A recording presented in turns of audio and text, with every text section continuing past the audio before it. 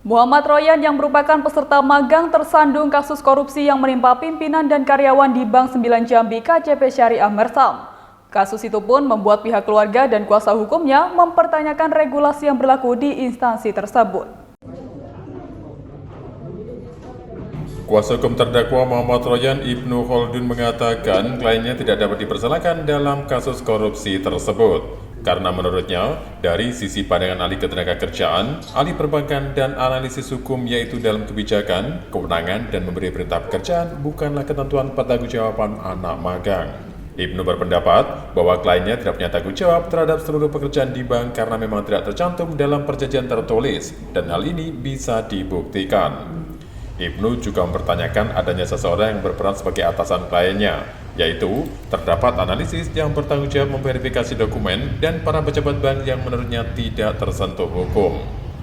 Ia menilai bahwa secara hukum, pada perjanjian magang antara Bank 9 Jambi dengan peserta magang, disebutkan dalam pasal 3 bahwa klien yang punya status sebagai peserta magang selama jangka waktu sebagaimana dimaksud pasal 2. Oleh karena itu, kliennya bukan pekerja di Bank 9 Jambi. Ibnu berharap majelis hakim yang mengadili perkara tersebut berpegang pada hati nurani dan fakta-fakta yang terungkap di persidangan selanjutnya.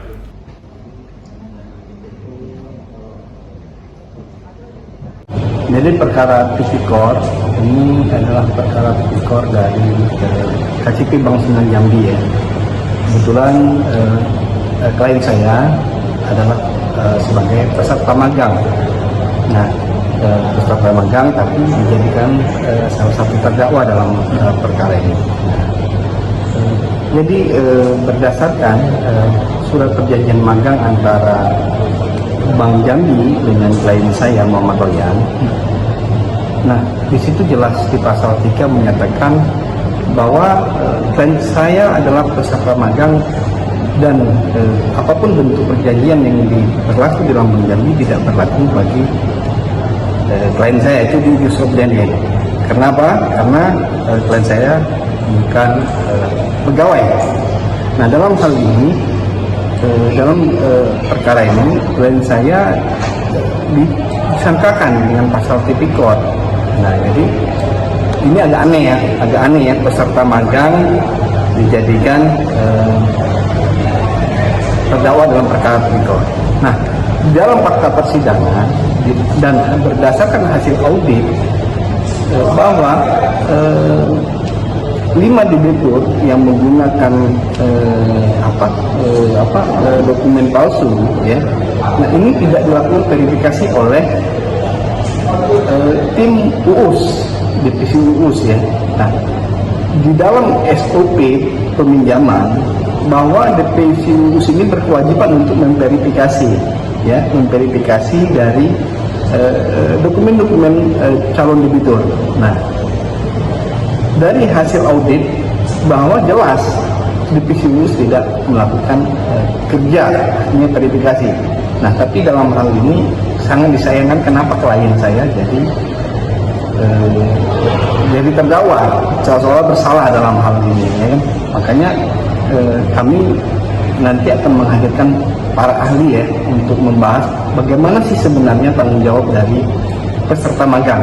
Karena berdasarkan Kamus Bahasa Indonesia, peserta magang itu adalah peserta yang mencari ilmu, belajar gitu.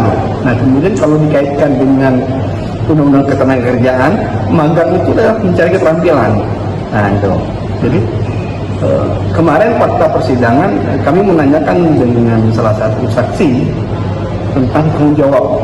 Apakah tanggung jawab magang, peserta magang sama dengan pegawai? Nah, itu tidak. Nah, kemudian terbukti bahwa klien kami ini magang tidak terima gaji, gitu loh. Dan kami tidak terima gaji sesuai dengan surat perjanjian. Nah, jadi sangat disayangkan ini presiden buruk ya bagi hukum Jambi ya. Kalau kami nilai ini ketidaktelitian ya aparat penegak hukum dalam menetapkan seseorang itu tersangka maupun terdakwa. Makanya mudah-mudahan kami berupaya membuka fakta persidangan siapa yang bersalah. Karena di dalam konteks hukum tiada seseorang bisa dipersalahkan tanpa ada kesalahan. Nah, itu. Artinya kalau tanpa ada kesalahan, kalau tidak boleh dipersalahkan. Di sisi lain, Sulaiman yang merupakan orang tua Muhammad Royan mengungkapkan bahwa anaknya yang berstatus sebagai anak magang tidak dapat dipersalahkan dalam kasus itu.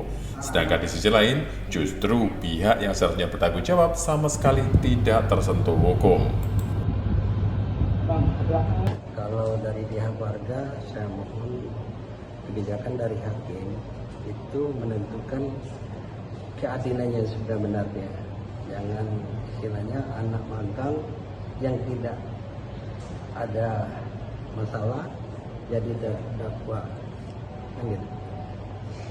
Sedangkan orang yang mempunyai kematian yang benar-benar tidak disentuh hukum sedikit.